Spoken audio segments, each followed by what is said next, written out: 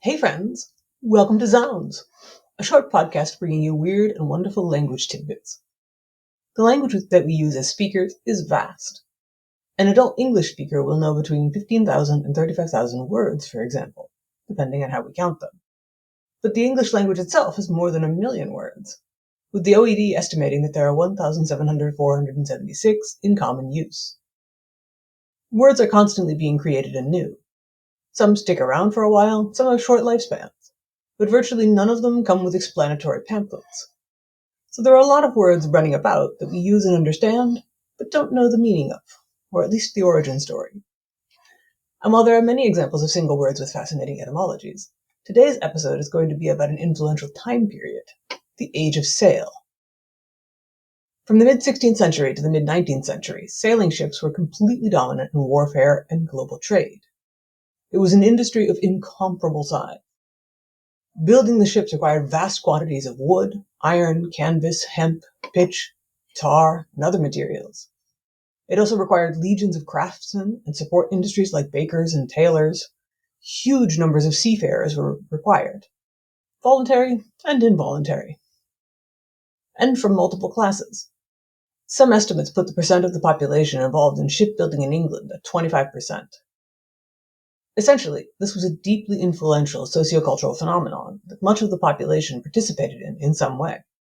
And this is reflected in the many words that survive from it. Some are pretty evident and almost have pamphlets attached to them, such as ship shape, which derive from the responsibility of sailors to maintain their quarters on board, or to the phrase cut of your jib in the sentence, "I like the cut of your jib," which referred to the ability to identify the nationality of a ship by the shape of its triangular staysail attached to the foremast, called the jib. And the popular phrase "three sheets to the wind," which describes excessive drunkenness, which is thought to derive from the effect on the ship lurching about when sails were loose and blowing about in the wind. Incidentally, people have also said over time, "one sheet to the wind" or "two sheets to the wind." But there are more phrases that may surprise you with their nautical origins. For example, taken aback. This phrase that means to be surprised or shocked by someone, and honestly feels like it embodies the directionality of said shock, was first used to describe the effect of strong winds flattening the square sails against the ship's mast, which would suddenly cease forward motion of the vessel. James Cook described a vessel as being taken aback with strong easterly gale in 1776. And by 1799, the phrase had already begun to appear in poetry to signify shock. Another one that comes from the Age of Sail is the phrase "to pipe down," something that children across the centuries have all heard fairly often.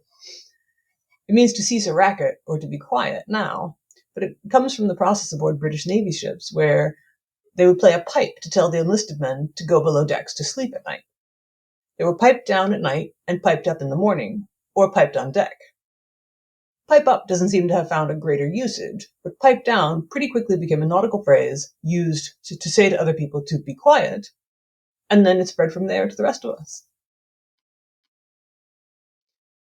Another sneaky phrase from the Age of Sail is "by and large."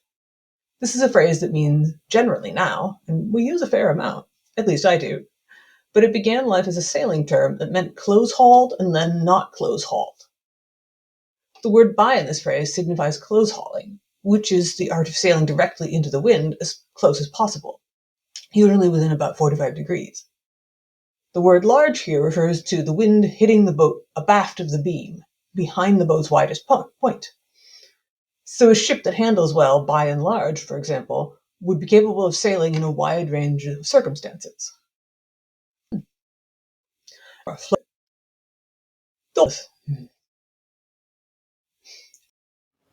And there are many, many more floating around in our English language today. But I'll wrap up with my very favorite, doldrums. Now, this is not my favorite because of what it is, or because I'd like to be there, but rather because of its origin story, which is pretty neat. Doldrums is a feeling of directionlessness, or despondency that many people are familiar with. And while it did not originate in the Age of Sail, it was recreated and propagated by nautical usage. It became a location in this time that people and ships could get stuck in, and be unable to make progress. It came to refer, in the 16 and 1700s, to an area around the equator where ships were likely to be becalmed. They would get stuck because of either no wind or baffling, useless light winds. It became called the doldrums and gave rise to the ability to be in the doldrums, which eventually led to the popular meaning of low spirits. So yeah, a whole raft of our language owes its genesis to the age of sail. There are many, many more words, but I want to keep this podcast brief, so I'll save them for another episode maybe. Thanks for listening.